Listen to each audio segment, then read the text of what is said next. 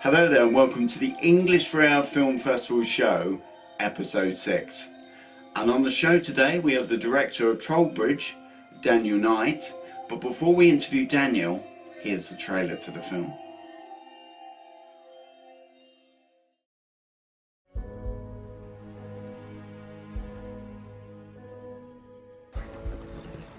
What took you so long? I had to pay my respects to the mountain spirits. This place is desolate. It's been 3 days since we've seen signs of civilized life. There's something I've always been meaning to do, ever since I was a lad. My dad said to me, son, when you can face down a troll in single combat, then you can do anything. You think you can kill a troll?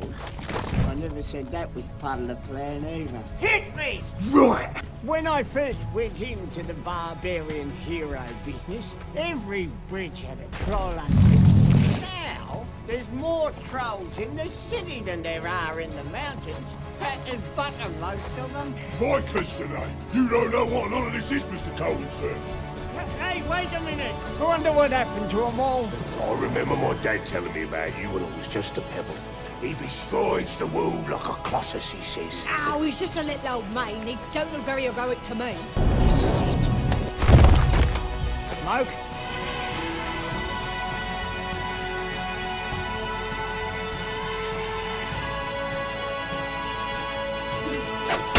Look, I'm not sure this is a good idea. Cross that bridge!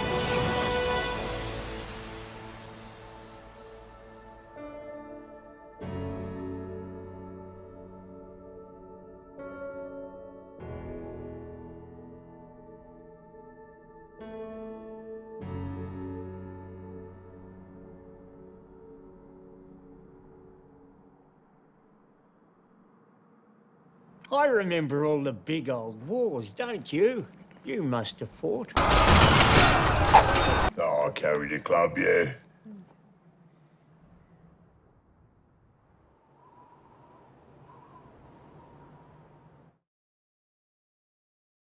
I'm very pleased today. It's our first interview from another country, actually, for the show, and introduce you to Daniel Knight, who's the director and adapted writer of Troll Bridge. Hello, Daniel. G'day, how you doing? Yeah, not too bad. Right, so before we start, we have a little segment. If you'd like to introduce yourself and how you got into this lovely world of filmmaking. Sure. My name is Daniel. I'm the creative director for Snowgum Films. I got into this about 17 or 18 years ago when I had the bright idea of doing a Terry Pratchett fan film. Prior to that, I'd been heavily involved in theatre. I wanted to learn a little bit more about film, and I kind of got stuck with it. And I've been producing and making films ever since. Wow. So, when you first went into this project of Troll Bridge, I mean, how did you, it's based on the book, I believe, After the King. Is it an anthology series? Is that right? That's right, yeah. They're all stories in honour of J.R. Tolkien. So they got a whole bunch of authors together who would write, not specifically in his style, but I guess maybe in his character a little, or at least dealing with the themes that maybe Tolkien dealt with. And Troll Bridge was one of those stories. I'm a massive Terry Pratchett fan, and when I read the story, I fell in love. So what I love about this story, that Terry Pratchett actually, there's a funny bit in your making of that Terry Pratchett said something about, oh yeah, send me the check, the royalty check afterward. He's really funny sense of humor. How did you get approval from Terry Pratchett, and what was it like talking to him? Well, the approval process was actually easy. Look, I knew he was approachable because prior to Troll Bridge, when I was in theatre, I had been involved with 5 Discworld stage shows. So they were all adapted by a very talented gentleman in England called Stephen Briggs. And there was quite an industry behind these Discworld stage shows. And I don't know how many he'd written by this point, but they were very, very popular.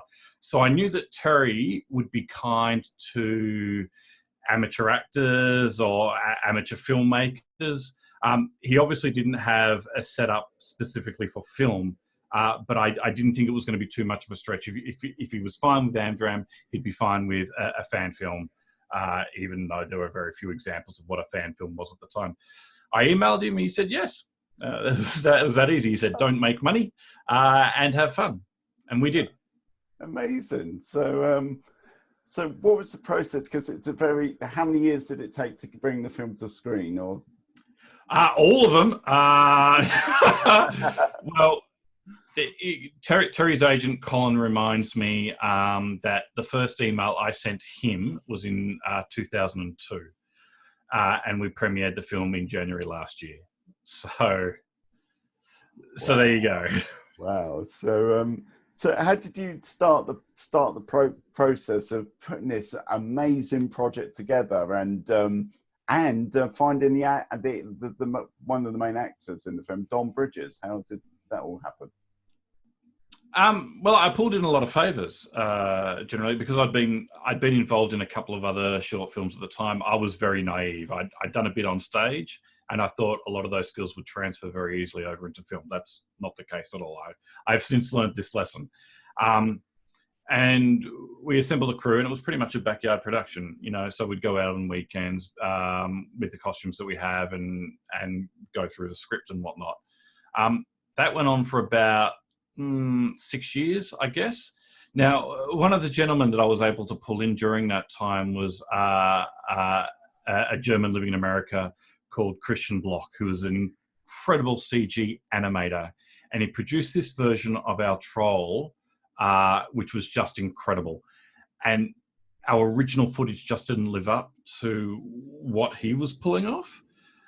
So we restarted again, like about 6 or 7 years into it. I can't remember when Kickstarter existed at that point, so we took advantage of that. Kickstarter did not exist when we first started it, and we pretty much rebooted the entire process from the beginning. Don Bridges was a local Melbourne actor, which I was very aware of, and I knew he would make a fantastic Cohen. I approached him and he said yes, and wow. That's the story. We're very fortunate to have Don on board. He sincerely is my version of Cohen the Barbarian. Like, when I think of Cohen, it's Don. Yeah, so going from the process from the backyard, so before we get into the special effects, which were amazing, the location used, they're very when I watched the film, it's very got that Lord of the Rings kind of epic feel to it. How on earth did you go about filming it? Sure. Well, we knew it was set around snow. Like that was a pivotal part of the original story. It's about Cohen in his winter days, so obviously this landscape has to mirror that and a few other things. And the main theme, I guess, in Troll Bridge is it's the end of fantasy. It's about the end of the West. What happens next once all these stories are kind of over?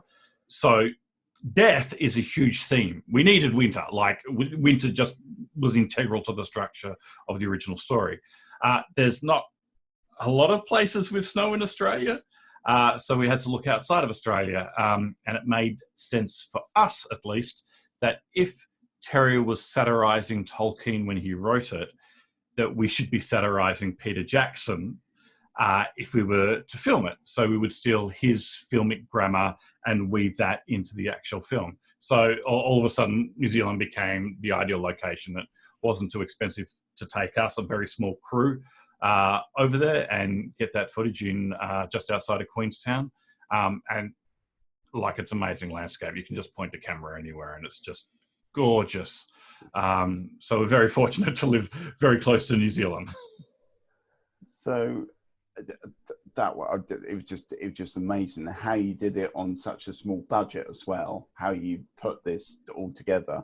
But what I loved about the film and the special effects artists you worked with, it was an international. I mean, we showed the film last year at the English Rare Film Festival, and we had two of your special effects artists in the audience, which was Samantha Wise and David Burberry. Were in the audience, which was really nice because it just gives that international feel to it. How did you get that team together? Well, because, I mean, we had to. Like, we didn't really have another way around it. once again, Australia doesn't have a huge post-production. It actually does quite have a huge post-production facility base, but they're servicing actual films. They're not servicing fan films. So with absolutely no budget, we had to go online. We had to crowdsource everything. It was the only way of doing it. So we made a lot of posts in VFX-heavy forums online, or found gatherings where VFX artists would hang and tell them about the project. And we'd say, come on, get involved. Look, we can't pay you, but look, you know, we're not getting paid either. So it's buggering everybody across the board. There's no exploitation going on. We can't sell the product afterwards. This is all so we can learn how to do what we want to do. And I think what caught the attention of a lot of our artists was, like, a lot of them were working in the commercial field, or they were students, and they saw Troll Bridge as, because it was trying to replicate this Lord of the Rings vision, this was their opportunity to get something that looked really nice for their show reel, full of character, had a lot of attention to detail, and possibly get them work down the track. And we've been very fortunate in that a lot of our artists have since been able to gain work or shift their position at work to maybe something that's closer aligned to what they wanted to do in the first place. The reasons why they fell in, like, I mean, no one enters the visual effects industry to work in commercials. Do you know what I mean? It's all about character and narrative. So I think we were very fortunate in that regard. So we ended up with around somewhere between 300 and 400 people. 300 people stuck around and completed shots. Animators, compositors, rotoscope artists. Some of them we elevated to supervisory roles, so they would look after, say, the horse or the troll, or the bridge, for example, was mostly built by one single person, and then a few other people came along later on and put all the debris on it and gave it life and detail. But we assembled it all online on a bit of software called Shotgun Studio. We got a sponsorship deal through them, and Shotgun was incredible. It's kind of like my visual effects supervisor, Christian. He explains it as like Facebook for the film. So you would go there, you would find your shot, you would find out how many frames it's got, you would get a Dropbox link to where you could pull the plates down, and you would have the notes on what needed to be completed within the shot, and then you would sign tasks to that shot, and you could see the artist come in, and say the roto artist would come along first and remove all the green screen and start painting around Cohen or whatever, and then upload their new file, and then the compositor would come along later on after the animation had been done, and you'd assemble it. So it was like a big job, really. Very fortunate to have a lot of creative and talented people involved to help us out. Yes, it's just amazing what you've achieved, and how much it looks like a big budget film. And what I loved about it, as well as they say story's key to everything. You can have loads of special effects, you can throw it at the screen, but you had such a lovely story, and Terry Pratchett's humor was in there. So tell me about when you started putting the film together with the trolls. What was the feeling like once you were seeing it come together? Your idea when you first started, and seeing it coming together on screen. What was that like? You gotta remember, like, I've been with this film for 18 years now. So you do reach a point, maybe the 12th or 13th year that you're into it, it starts becoming a little samey. So I actually went into depression, and a lot of the key creatives that were involved with the film also went into depression, just because we'd been stuck with it for so long. So I'd like to give you a really uplifting story there, but it was a bit of a prick. Afterwards, doing the film festival circuit, like, I'm a bit of an empath. So for me, it was a great joy, because all of a sudden I could appreciate the film through other people. If I couldn't, I could do it through the audience. So I would suck up their energy, essentially, and they would see moments that I'd completely forgotten about, because I'd seen that moment repeated over and over and over again for like 7 or 8 years. For the first time, they gave me fresh eyes. So it was a bit of a convoluted path to get to the joy at the end. But but I'm very proud of the work. Like, I think it's excellent. It's an excellent job. And I think everyone did an incredible piece of work on it. Sorry if that sounded a little depressing. I wanted to be a little real. I didn't want to tell you that, it's just wonderful. And yes, it's great. Yes, the champagne and the... I mean, there was the champagne. But it was more relief. Yeah. Like, I don't know if you've ever done a project that's lasted 16 years. I've never. My most has been 5 years, and I was... Right? And, you know, that's about the age that children start moving out of home as well. Yeah. Go out into the world. Yeah. That's the love Troll Bridge. Oh, yeah. I suppose it must be, yes, like a child that it's adult now. Go out. Yeah. Fend for yourself. Off you go. Oh my God, I need a cup of tea. Yeah, it's exactly like that. Very proud of you, but you need to leave the home. So, actually, one thing. So the special effects, amazing. One thing what I love about the film is like use of music and sound effects. How did that all sort of come together? Well, once again, because everything was online, we put the call out for musicians, and we had a lot of musicians actually before we even put the call out contacting us because of the stills we were dropping along the way. And a guy called Yuri Paternal contacted me and said he'd like to be involved, and his stuff was excellent. And he almost got us an award actually for music. It was nominated at a festival. I can't remember which one now. But he and I worked on it online, so he would come up with examples of what he'd like, and then I would kind of shape it. And it was all operated via Skype and email, and that was pretty much with everybody that was working on the production. Was on Skype or email, and we hammered it into show. I say we; it had nothing to do with me. It was all Yuri, and he produced this beautiful piece of music, and it's solemn as well. But the film is solemn, and that's kind of what I wanted. It's just solemn and isolated, and there's a bit of solitude there that I adore. Awesome. So. Again, this is a sad question. And what do you think Terry would have thought of it? Terry Pratchett. Did he see anything as it was going along before he unfortunately passed away? Yeah, look, he was keeping tabs on us because we had a great number of crowdfunding backers involved in the production. It was very important to us, particularly given how long the film was taking to be made, to provide updates for them in a manner that they could see the film without it getting distributed online. And the way that we would do that is we would take it to the Discworld Conventions, which occur all around the world every year. Okay, so every year you've got the one in the UK, which is huge. I think they get around 800 people to that one. And then in the off years, you've got one in Australia, one in America, you got the Polish one,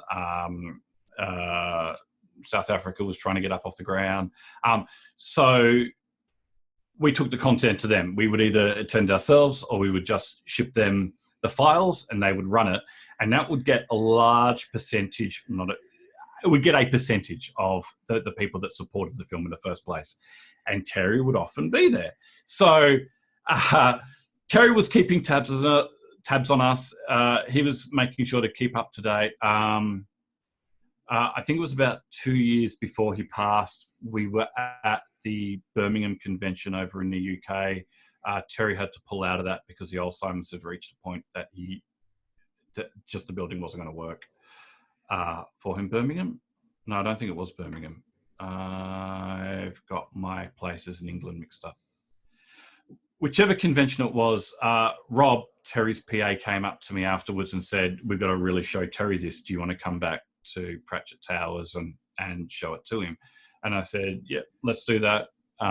Let's get in front of him." So me and one of my mates, Chris Boot, we trotted around to Terry's study and put it on for him. And 2 years later, the film was finished. So he saw it about 2 years out from completion. He adored it. I don't think he was lying to me or trying to make me feel good about the product or anything like that. I think he genuinely appreciated the work that we put into it. His first comment after it, watching it, was, could he show Lynn, his wife? So that was very special for me, that particular screening. Yeah. Oh, wow. Yeah, no, such a, actually one of my biggest regrets, he was doing the book signing in Exeter, the UK, and I didn't go. I should have gone. It's one of those things, because I remember I've read the first 26 novels of the Discworld series, and I used to read those on the train. It was my train book, going to work and back. They're good train books. It's just, it's awkward when you laugh out loud and everyone just kind of twists and turns to you. It's, it's brilliant. Don't you get it? It's funny. He takes the real life and puts it in fantasy land and puts a spin on it. It's brilliant. Yeah. So what's the fan response been from it, from Terry Pratchett fans? And very positive. I've heard very little negative commentary about our particular production. I'm very proud of that. I think part of it was because we were so prevalent online with what we had, as well as at the convention. So we were always asking for their feedback and to be involved in the show, so we could steer it and navigate it accordingly. We made a number of changes due to fan input to try and get it right, because once you reach a certain point in the production, you've come so far that it becomes critical to get it right, because it's like, oh, I've just wasted my entire life on this. It needs to work for as many people as possible. And we're very fortunate in that. The fans are very happy. I think they haven't told me that they're unhappy. Oh yeah, no. They've been amazing up to this, and this. I think it was Discworld Monthly or something shared a post to do with your trailer, and the response was phenomenal. They were like, "Well, when's it coming out?" And I think there were loads of countries saying that, "When's it coming to our country?" And yeah, well, you could say that it was a very good response, and I'm very happy that we're able to take it to as many countries as possible as well. And once again, that's thanks to the backers who gave us a substantial war chest to work with in submitting it to film festivals, and your festival as well, picking it up and running it. Thank you so much for that, and providing and it wasn't just the backers we were taking it to. For me, it was very important that the crew and cast got to see it on the big screen. Like, don't wait for the DVD for this. Like, we've put so much effort into the pixels. Make sure you see it on the largest screen possible. So giving our crew the opportunity to do that was very important to me and Aaron, the producer. We spent a lot of time organising all that together. And it had a very nice sound mix when I saw it at the cinema. The 5.1 was, yeah, awesome. Yeah. Oh, good. I'm glad. Yeah. So, what do you do next after a project like that? So, Troll Bridge Like a Child is going out into the world. What have you got on the horizon next? Well, it's a feature film. Troll Bridge is more complicated than the majority of feature films we make here in Australia. So I know I can make a feature film. And pretty much all the attention's focused on that at the moment. I'm taking opportunity of this downtime to write, and I'm been furiously doing that.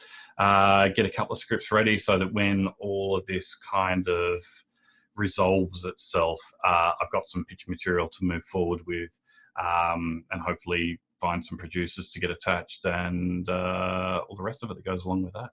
Oh, more genre type of content, comedy, science fiction, or fantasy. It's if it's not two of those things, it's at least one of those things. Oh, amazing. So so tell us a bit about your production company, because it's not just that you do also do music videos and what? Yeah. I mean, well, once we started making Troll Bridge, and I was learning mistakes left, right, and centre, and oh, geez, in that first version of Troll Bridge that we made, I learned so many mistakes. I thought I would teach myself filmmaking one step at a time. So the next film I made, while we were making Troll Bridge, was almost a silent film. I came up with this idea that it would involve one person in one location without any dialogue, because I just wanted to focus on the camera and editing and kind of learn that. And then the next film was all about dialogue, and we kind of did a series of short films like that. And then we started getting involved with music videos, which are essentially short films. And we've been productive ever since, really, I guess. At some point, we had to put everything on hold to service Troll Bridge completely. And that's what we did. And now we're focused on feature films.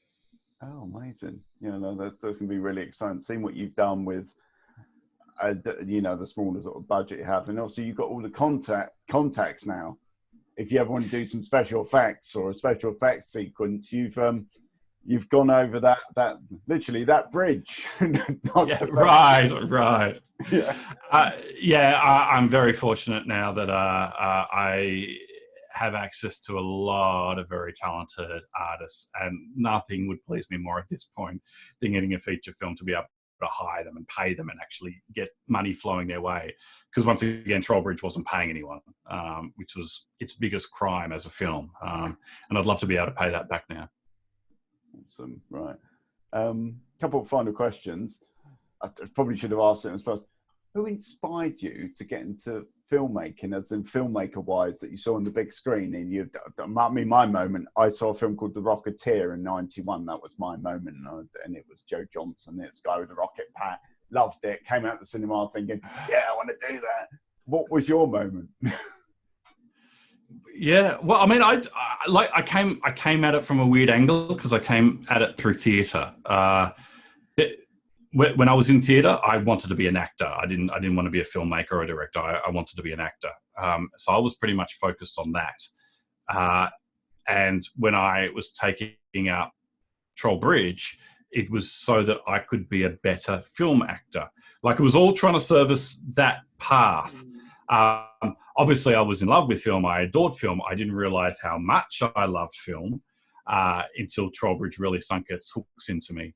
But if you want to look for directorial inspiration, it'd be someone like George Lucas. I remember hiring out the making of Empire Strikes Back from the local VHS store so many times. I must have been the only person hiring it, and I wore that VHS tape out. I would just rewatch it over and over and over again. The stop motion with the AT-AT walkers thrilled me to no end. I loved all the green screening involved, or blue screening back then. And I knew that it was a kind of magic. And I definitely wanted to be involved with magic in some way. At one point, I thought it was going to be through acting. And then I kind of veered back to film a bit later on. Oh, wow. So, yeah, so thanks very much for joining us today, Daniel. It's been amazing. I love talking to inspiring people, and the realism of spending 18 years on the project.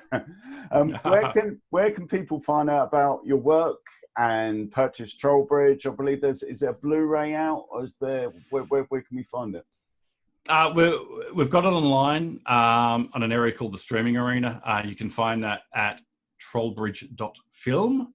It really is .film, not .com, .film. I know that's everybody's like, where's the .com? Yeah. There's no .com. So trollbridge.film. It'll take you to the official Troll Bridge website, and there's an area there called the Streaming Arena, and you can purchase access to the film and something like 40 hours of behind-the-scenes content. Thanks very much, Daniel, and thanks very much for joining us today.